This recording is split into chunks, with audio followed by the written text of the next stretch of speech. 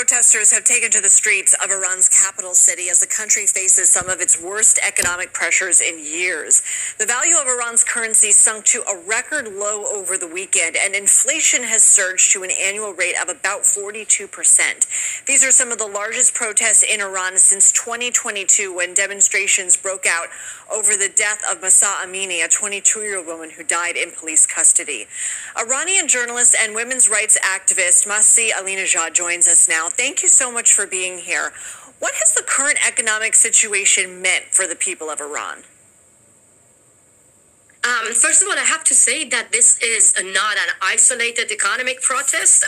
The main trigger was actually the collapse of the Iranian currency, the money. But at the same time, we keep hearing from protesters in the streets that the slogans go actually beyond economic crisis. They are chanting against the whole regime, entire regime. It's because the situation in Iran right now is miserable. Middle class crushed. Working class, they are even not able to buy bread. I mean, they're really suffering from poverty. And there are a small group of people, the officials, the members of Revolutionary Guards, the relative of the government. They are the one, they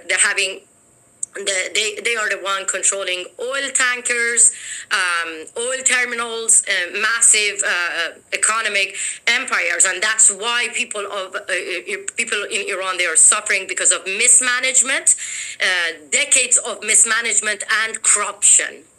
How is the government responding, and where do you see this going? Now it's spreading, it's not only in Tehran, it is across Iran. People are joining the protests. Students today and women joined the protests. So the response from the government, it's obvious. They're using tear gas and violence. Even President Trump yesterday mentioned that as soon as the world hear about people of Iran taking to the streets, they hear about the regime opening fire on them and arresting the protesters. Yes, that's true.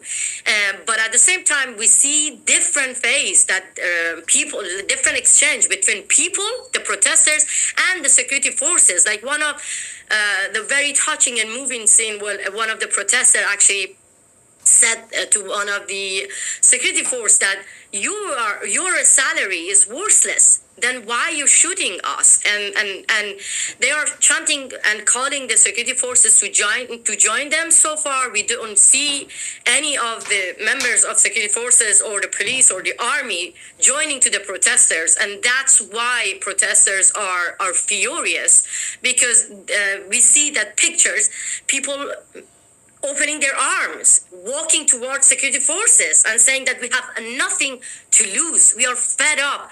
People saying that shoot in my heart, but I'm not going back home. So people are exhausted. Even graduates with university degrees, they are struggling from like not being able to find a job or having a normal life. This is the situation right now in Iran. People are angry and furious with the mismanagement and corruption of this regime. The same regime that's sending money to Hamas, Hezbollah for regional war. The same regime that creating 51 religious institutions right now, claiming that they are suffering from sanction, but at the same time, they are funding their proxies, they're funding religious institutions, they're funding Revolutionary Guards to oppress people, to suppress any kind of peaceful uprising.